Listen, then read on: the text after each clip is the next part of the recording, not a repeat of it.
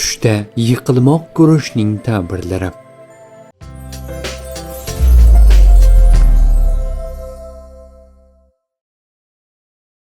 Ibn Sirinning aytishicha, yuz tuban yiqilish tashvishga, xususan jang va husumat tashvishga dalil bo'ladi. Agar bir yerdan pastga yiqilganini ko'rsa, masalan, tog'dan yo tomdan yoki devordan, orzusi tamom ro'yobga chiqmaydi va murodi hosil bo'lmaydi.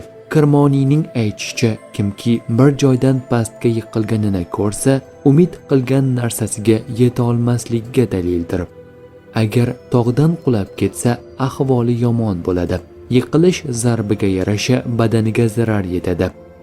Yiqilishdan qattiq zaxm yetsa va qon ravon bo'lsa, o'sha zaxm miqdoricha ziyon tortadi. Agar oyog'i toyilib yiqilsa, unga ranju alam yetishiga dalildir. Uyining ostonasiga ilon, chayon, gazandalar yiqilib yotganini ko'rsa, unga podshohdan yoki bir ulug' odamdan g'am anduh yetishiga dalil bo'ladi. Agar uy tomi yoki devor ustiga qulab ketayotganini ko'rsa, umid qilmagan joyidan ko'p mol topadi va shu sababli shodu xurram bo'ladi, ishlari yurishadi. Tush ta'birlari bashorat emas, barcha narsani bilguvchi zot yagona Allohdir.